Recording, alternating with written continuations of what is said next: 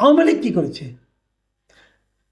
বঙ্গবন্ধু হত্যা যেটা হয়েছিল, সেই হত্যার সময় যারা এই হত্যাটা করেছিল, যে সামরিক কর্মকর্তারা হত্যা করেছিল, তাদেরকে বিচারের হাত থেকে রক্ষা করার জন্য কিন্তু একটা ইনডেমনিটি দেওয়া হয়েছিল। মানে এদের কোনো বিচার করা যাবে না। এটা কিন্তু জিয়াউর রহমান সাহেব দিয়েছে। জিয়াউর রহমানের সংসদে এটা পাশ হয়েছিল, প্রথমে অধ্যাদেশ হয়েছিল, পরে সেটা সংসদে পাশ হয়েছিল যে তাদের কোনো বিচার করা যাবে না। ইনডেমনিটি মানে কি? সংবিধানের অংশ হয়ে গিয়েছিল। তো সংবিধানের অংশ হওয়ার পরও তাদেরকে বিচার হয়নি? হয়েছে তো। তারা যখন এই কাজগুলো করেছে, ওই সময় কিন্তু আওয়ামী লীগ মাঠে ছিল না। আওয়ামী লীগের কাউকে খুঁজে পাওয়া যায়নি বঙ্গবন্ধু হত্যার পরে। এবং ওই সময় এই লোকগুলিকে অনেকটা জাতীয় বীরের মর্যাদাও দেওয়া হয়েছিল। এবং পরবর্তীতে যে সরকার, মানে ওদের এই ঘটনার কারণে যারা বেনিফিশিয়ারি হয়েছিল, বিশেষ করে জিয়াউর রহমান এবং তার দল যারা ছিল, তারা কিন্তু এই লোকগুলিকে পুরস্কৃত করেছেন। এবং করার পর তারপরও কি এই ইনডেমনিটি প্রাপ্ত ব্যক্তিদের বিচার হয়নি? হয়েছে। আওয়ামী লীগ ক্ষমতায় এসে ঠিক তাদের বিচার করেছে, ফাঁসির রায় হয়েছে, অনেককে বিদেশ থেকে উড়িয়ে এনে ধরে এনে ফাঁসিতে ঝোলানো হয়েছে, যে কজনকে ধরা পড়েছে তাদেরকে ফাঁসি হয়েছে।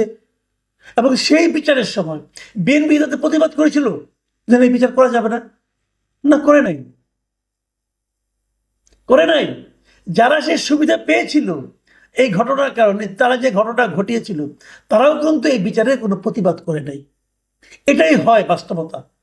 আমি বলছি যে এই সমস্ত ঘোষণা এবং এটাকে অমুক জায়গায় ঢুকাতে হবে, এইগুলি কোনো কিছুই আসলে কিন্তু আপনাকে রক্ষা কবচ নয়। রক্ষা কবচ কোনটা সেটা আমি বলি। রক্ষা কবচ হলো আপনারা যদি এই বিষয়গুলো নিয়ে জনগণের কাছে যেতে পারেন, যদি জনগণ আপনাকে গ্রহণ করে, গায়ের জোরে না, পাওয়ার দেখিয়ে না, ভালোবাসা দিয়ে, কাজের মাধ্যমে।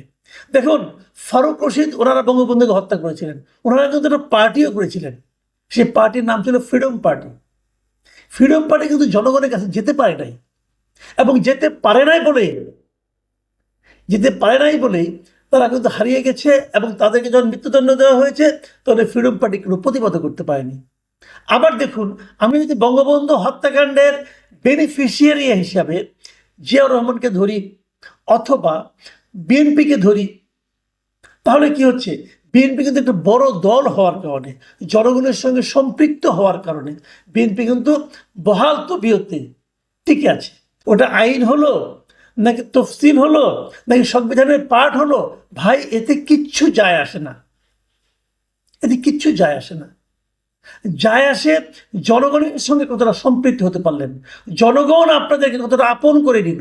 একটা কথা মনে রাখবেন, গত অগাস্টের পর জনগণ কিন্তু এই বৈষম্যবিরোধী ছাত্র আন্দোলনের যারা সামনের দিকে আছেন, এদের প্রায় অনেককেই তারা কিন্তু আপন করে নিয়েছিল, নিজের মনে করে নিয়েছিল।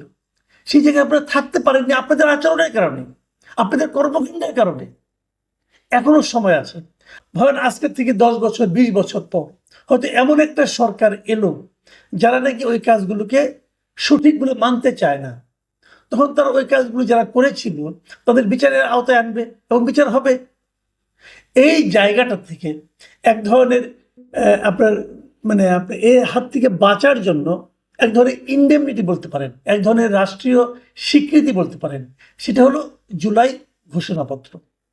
একটা সরকারের বিরুদ্ধে যখন গণ অভ্যুত্থান হয়, তখন তো আইন অমান্য হয় এবং এই আইন অমান্যগুলি তো অপরাধ এক ধরনের ওই সরকারের বিবেচনায়।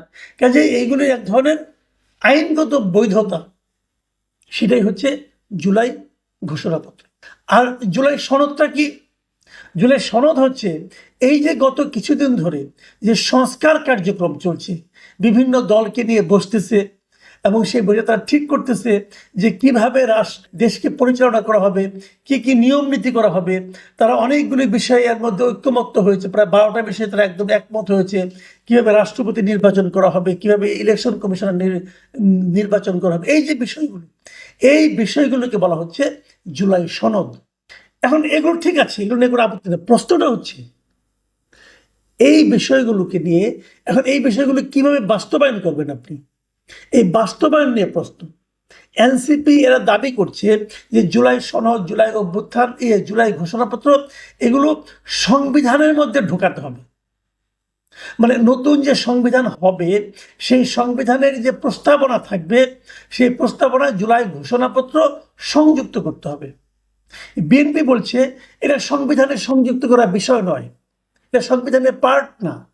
আমাদের স্বাধীনতা যে সংগ্রাম ছিল 1971 সালের, তারও কিন্তু একটা ঘোষণাপত্র ছিল। তার ওই ঘোষণাপত্র কিন্তু সংবিধানের অংশ হয়নি, বরং সেটা সংবিধানের পেছনে জুড়ে দেওয়া হয়েছে।